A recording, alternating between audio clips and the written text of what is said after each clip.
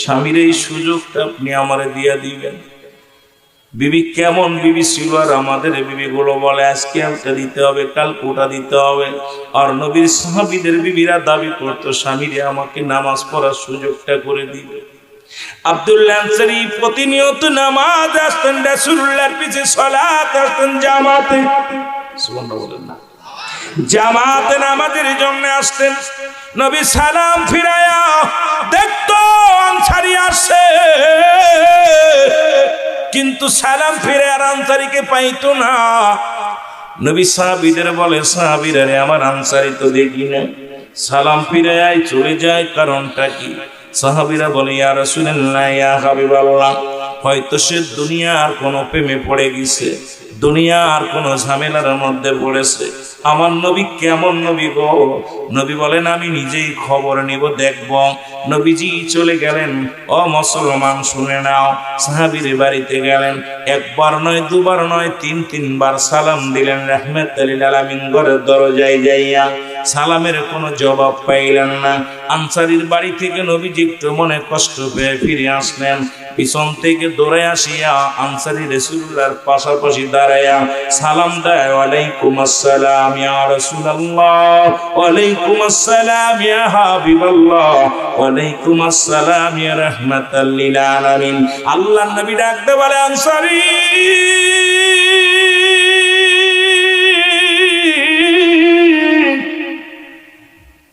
তুমি আমার সালাম শুনেছিলে কিন্তু উত্তর দাও নাই, তার মানে আর বুঝতে বাকি নাই তুমি সালাম শুনেছিলে ঘরের মধ্যে থেকে, উত্তর দাও নাই।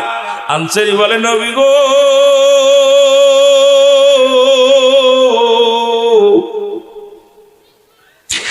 আমি আনসারী কেমনে সালামের জবাব দিব? ইয়া রাসূলুল্লাহ, ইয়া হাবিবাল্লাহ, যখন আপনি আমার সালাম দিয়েছিলেন তখন আমি নবী গো কোথায় ছিলাম এটা আপনি আমার বাড়ি গেলে বুঝতে পারবেন, আমি আগে বলতে পারবো না। নবী বলে, চলো যাই। রওনা হয়ে গেলেন। বাড়িতে যাই আনসারী দরজা খুলে দিলেন। ঘরের দরজা খোলা পর ভিতরে বিশাল একটা গর্ত দেখতে পাইলেন। আল্লাহর নবী ডাকতে বলে, আনসারী তোমার ঘরের ভিতরে এসে বড় গর্ত কেন? ডাকতে বলে, নবী গো যখন আপনি আমার সালাম দিয়েছিলেন তখন আমি গর্তের মধ্যে উলঙ্গ অবস্থায় বসেছিলাম নবী গো এই জন্য আপনার সালামের জবাব নিতে পারি নাই।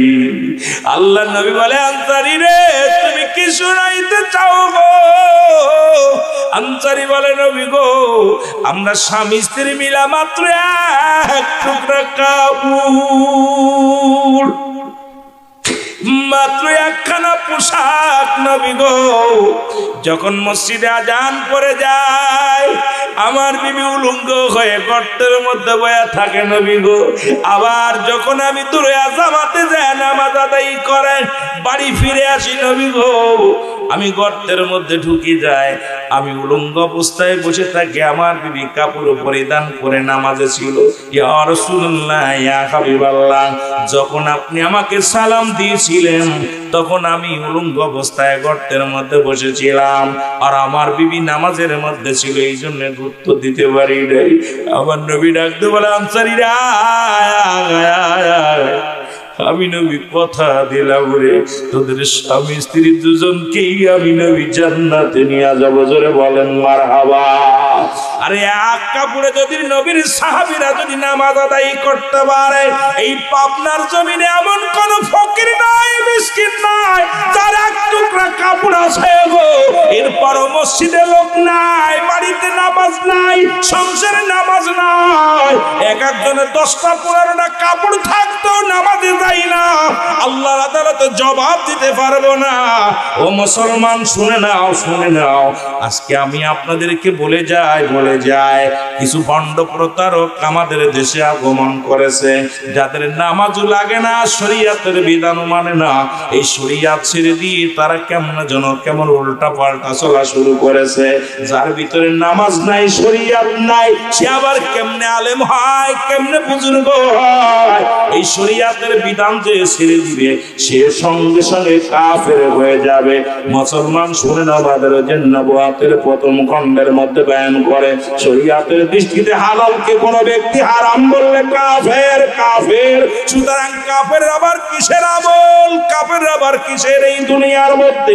মুসলমান শরীয়তের দৃষ্টিতে হালালকে যদি কাফের বলে, হালালকে যদি হারাম কয় সে কাফের, আবার হালালকে যদি হারাম বলে সেও কাফের। সুতরাং আমার সমাজের মধ্যে এমন কিছু মানুষের আগমন ঘটেছে রে বাবা, যারা দুনিয়ার মধ্যে শরিয়াত ছেড়ে দিয়া অন্য পথে চলতে যায়, এই মরার পথ ছেড়ে দিয়া শরিয়াতের পথে আয়। জোরে জোরে চিল্লা বলা যাবে না আল্লাহু আকবার। এ দুনিয়ার মুসলমান শুনে নাও, রব্বে কারিম জান্নাতের বাগানে বসার মতো সুযোগ, আসার মতো সুযোগ আমার আল্লাহ দান করল। আল্লাহর দরবারে উচ্চ কণ্ঠে আওয়াজ দিয়ে বলেন আলহামদুলিল্লাহ। আর একটু জোরে বলেন, কারণ পৃথিবীর মধ্যে আসার একটা সিরিয়াল আছে যার কোনো সিরিয়াল নাই। দেখা যায় দুনিয়ার মধ্যে মুসলমান দাদা জিন্দা নাতি দুনিয়ার মধ্যে নাই রে,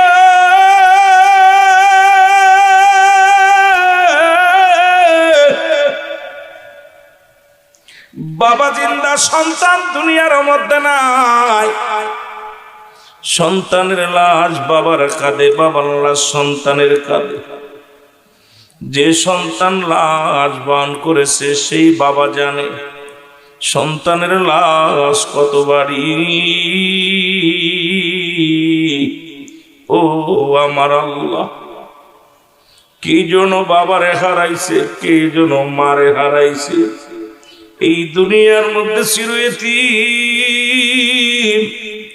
এই হয়ে গেছে আল্লাহ। বাবা মায়ের কবরখানা তুমি জান্নাতের বাগান বানিয়ে দাও। জোরে জোরে চিল্লা বলা যাবে না আল্লাহু আকবার। এর যে কথা বলতেছিলাম মানুষ শোনো, কোরআন শরীফের সমস্ত আয়াত অস্বীকার করতে পারবা, একটাই অত স্বীকার করার মতো ক্ষমতা নাই। কুল্লু নাফসিন যায়িকাতুল মাউত, অস্বীকার করার মতো কোন ক্ষমতা কারণ নাই। পৃথিবীর মধ্যে কত রাজা, কত বাদশাহ, ফিরাউন, নমরুদ, কারণ যারা খোদাই দাবি করেছিল, এই দুনিয়ার মধ্যে তারা বেঁচে নাই, কেউ থাকবো না, সবারই চলে যেতে হবে দুনিয়ার মায়া ছেড়ে। এর পৃথিবীর মধ্যে মুসলমান শুনে নাও গো, প্রতাপশালী বাদশা বানায়া দিয়েছিল আমার আল্লাহ। চারজন ব্যক্তিকে প্রতাপশালী বাদশা বানাইল। এদের মধ্যে কাফের, এদের মধ্যে দুজন, এবং মুসলমানদের মধ্যে দুজন। এই মুসলমানদের মধ্যে দুজন, একজনের নাম হলো বাদশা। মুসলমান বাদশা কে? বাদশা কথা বলেন না, সুলাইমান। জোরে জোরে চিল্লা বলা যাবে না আল্লাহু আকবার। হযরত দাউদ আলাইহিস সালামের কলিজার টুকরা সন্তান, ওরে কনিষ্ঠ সন্তান। এই পৃথিবীর মধ্যে আল্লাহ তারে এই পৃথিবীর অর্ধ পৃথিবীর খলিফা বানায়া দিয়েছিল। হযরত দাউদ আলাইহিস সালাম ইন্তেকালের আগে জিবরিল আমিন আসলো। জিবরিল আমিন এসে বলে, আল্লাহর নবী গো, আপনার তো যাবার সময় হয়ে গেছে।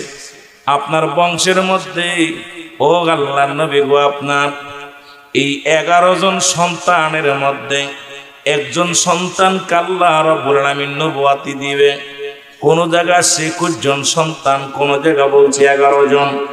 এই 21 জন সন্তানের মধ্যে একজন নবুয়তি পাবে, তার নাম হলো হযরত। এ মুসলমান শুনে নাও, নাম কি? সুলাইমান পয়গম্বর। এই দুনিয়ার মধ্যে আল্লাহ তাকে পরীক্ষা করার জন্য বললেন, এই সন্তানদেরকে পরীক্ষা নিবেন যিনি আল্লাহর পয়গম্বর হবে। কারণ সবাই তো নবী বলে দাবি করবে, নবীর সন্তান এখন আমার দেশে এমন একটা রেওয়াজ হয়ে গেছে, দেখা যায় পীরের ছেলে পীর, মুফতির ছেলে মুফতি, আলেমের ছেলে আলেম। একটা ভেজালের মধ্যে আছে রে মুসলমান, চার বাপ্পিটা চার বাপ্পিটাই বড় মাওলানা। এখন সমাজ এমনি হয়েছে। দাউদ আলাইহিস সালামের কাছে জিবরিল আমিন এসে বলে, আল্লাহর নবী গো, আপনার কাছে সন্তানেরা আপনি ইন্তেকালের পরে সন্তানেরা সবাই নবী বলে দাবি করবে, কিন্তু সবাইকে নবুয়াতি দেয়া হবে না। একজনকে সন্তানদের মধ্যে একজন নবুয়াতি পাবে, সবাইকে আপনি পরীক্ষা করবেন। একটা বাক্স বানাইয়া অনেক লম্বা তো আলোচনা, ওদিকে আমি যেতে পারবো না, শুধু বলতেছিলাম একটা পাতিলের মধ্যে মুসলমান দেখিয়া সন্তানদের ডাক দিলেন, বলো সন্তানেরা বলো এই পাতিলের মধ্যে কি আছে? বড় ছেলে কয় জানি না, মেজ ছেলে কয় জানি না, সেজ ছেলে কয় জানি না, সবাই কেউ বলতে পারে না। সর্বশ্রেষ্ঠ সর্বশেষে আসলেন হযরত মুসলমান। শুনে নাও, মুসলমানদের কান্ডা লাগা শোনো। সুলাইমান পয়গম্বর আসলেন, এবার ডাকতে বলে, বাবা তুমি বলো এইবার মধ্যে কি আছে? বলে, বাবা যান, এর মধ্যে আল্লাহ রাব্বুল আলামিন রাখছে, এর মধ্যে এক নাম্বারে রেখেছে মুসলমান। শুনে নাও, একখানা কাগজ, একখানা চাবুক, আল্লাহু আকবার বলেন, আর একটা আংটি, একখানা আংটি মুবারক আছে। সুলাইমান পয়গম্বর বলে, বাবা তুমি ঠিকই বলেছো, কারণ তুমি হবে আল্লাহর পয়গম্বর। জোরে জোরে চিল্লায়া বলা যাবে না সুবহানাল্লাহ। এই সুলাইমান পয়গম্বর কালে এত বড় ক্ষমতা দান করেছিল, তামাম পৃথিবী ঘুরিয়া ঘুরিয়া দেখতো, কোনো পেট্রোল লাগতো না, ডিজেল লাগতো না। এই পৃথিবীর মধ্যে আল্লাহ তারে এমন ক্ষমতা দিয়েছিল, এই পৃথিবীর মধ্যে মুসলমান তার এই সিংহাসনখানা চলতে পেট্রোল লাগতো না, ড্রাইভার লাগতো না, হেল্পার লাগতো না। এই ড্রাইভার কোন বিহীন, পেট্রোল বিহীন, ডিজেল বিহীন, অল পৃথিবী ঘুরিয়া ঘুরিয়া দেখতো। জোরে জোরে চিল্লায়া বলা যাবে না সুবহানাল্লাহ। ভাই ভিতরে এসে বসো, ভিতরে জায়গা আছে, সামনে চলে আসেন। আপনারা দুজনই চলে আসেন, সামনে জায়গা আছে, ভিতরে আসেন। ওলামা একরাম যারা আছেন, হাফেজ কারি মাওলানা সবাই ভিতরে আসবেন, বসবেন, এসে বসবেন। কারণ আলেমরা সব এক জায়গা হইতে হবে, ঐক্য হইতে হবে, হিংসা দূর করতে হইব, ভালোবাসা, নবীকে বাইয়েনা, উত্তম ব্যবহার, উত্তম আখলাক, উত্তম চরিত্র দিয়েছিল। আমাদের ভিতরে এখন মিল নাই, এটা মিলতে হবে, আগে আসতে হবে বাঁচার জন্য। বাঁচার পথ মিলা ছাড়া কোনো গতি নেই। সালাম, বস বস। এই দুনিয়ার মুসলমান শোনে নাও, এই পৃথিবী ঘুরে ঘুরে দেখতো, দুনিয়াটা ঘুরে ঘুরে দেখতো গো। আর একজন পয়গম্বর নবী ছিলেন, যাকে দুনিয়ার মধ্যে আল্লাহ তো পৃথিবীর খলিফা বানাই দিয়েছিল। এর মধ্যে একজন হলো বাদশা জুলকারনাইন। আল্লাহ তার 1600 বছর হায়াত দান করেছিল। জোরে বল আল্লাহু আকবার। কত বছর? আপনাদের পাবনার জমিনে এত বছর বয়স কেউ বেঁচে আছে? কতক্ষণ? 40 বছর, 50 বছর, 80 বছর হয়তো বাঁচবেন উর্ধে। এত পাওয়ার কেন, এত ক্ষমতা কেন, এত মস্তানি কেন? মুসলমান এত দাপট কেন দেখাও? এমন তো হয়েছিল রে মুসলমান, এর যাদের ভয় এলাকার মানুষ থরথর করে কাঁপতো, তাদের কবর উপরে দেখ কুত্তা ছেলে পায়খানা করে, কবর থেকে খেদানোর মতো ক্ষমতা নাই। জোরে বলেন ঠিক কিনা? আছে না? এমন কবর আছে, কবর উপরে দিয়ে গরু ছাগলে ঘাস খায়, খেদানোর মতো ক্ষমতা আল্লাহ তারে দেয় নাই। মস্তানি কোথায়? মস্তানি কোথায়? তোমার জন্য এলাকার মানুষ ঘুমাইতে পারতো না, তোমার জন্য মহল্লার মানুষ ভয়ে থরথর করে কাঁপত। কোথায় তোমার মস্তানি গেল? কোথায় টাকা গেল? কোথায় ধন সম্পদ গেল? সব কিছু পইরা রইল রে মুসলমান। শুনে নাও, এর যে কথা বলতেছিলাম, বাদশা জুলকারনাইন আল্লাহ 1600 বছরে হায়াত দান করেছিল গো। শুধু তাই নয়, মানুষটা লম্বা ছিল, 48 হাত লম্বা। কত হাত? কত হাত? এত বড় মানুষ যদি পাবনা জমিনে 3.5 হাত বাট্টু মানুষ, তার ভয়তে ঘুম আসে না। আর এইরকম লম্বা মানুষ যদি থাকতো রে ভাই, একদম সব করা ভয়ে বিড়ালের গর্ত খোঁজা লাগতো। জোরে বলে ঠিক কিনা? আমার ভাইরা, আমার বন্ধুরা, আমার যে কথাগুলো বলতেছি দিলের কান্ডা লাগা শোনো। এ আমার ভাইরা, 48 হাত লম্বা ছিল লোকটা। আল্লাহ তাকে একটা মুজিজার ঘোড়া দান করেছিল। প্রতিটা নবীদেরকে, পয়গম্বরদেরকে এক একটা রহমত আল্লাহ দান করেছিল না মুসলমান। এর মধ্যে ওনাকে দান করেছিল মুজিজার একটা ঘোড়া। এই ঘোড়াটা একটা কদম পা ফেলাইলে 12,000 মাইল অতিক্রম করত। কত হাজার? 12,000 মাইল অতিক্রম করত। এই ঘোড়াটা দিয়ে পৃথিবী 2 বার ভ্রমণ করেছে। এ দুনিয়ার মানুষ শোনো, এরপরেও ওনাকে যারা মক্কা মদিনায় গেছেন, উত্তর দিকে একটা মহকাম আছে যেটাকে বলা আলেকজান্দ্রিয়া সিটি শহর বলা হয়। এই শহরের মধ্যে ওনাকে ঘুমায়ের শোয়ায় রাখা হয়েছে। মুসলমান শোনো, দুনিয়ার ভিতর থেকে বলে গেলেন, দুনিয়ার মানুষ শোনো, আমি এত বড় লম্বা মানুষ, এত হায়াত পেলাম, সীমিত হায়াত, আমার মতো বোকামি কেউ করো না। আগে যদি জানতাম দুনিয়া থেকে বিদায় নিতে হবে, এই দুনিয়ার প্রেম ছেড়ে দিয়ে মওলার প্রেমে পড়ে যেতাম। 1600 বছর হায়াত পেয়েছে, এটা হলো সীমিত। ও মুসলমান শুনে নাও, আমরা 40 বছর 50 বছর হায়াত পাইয়া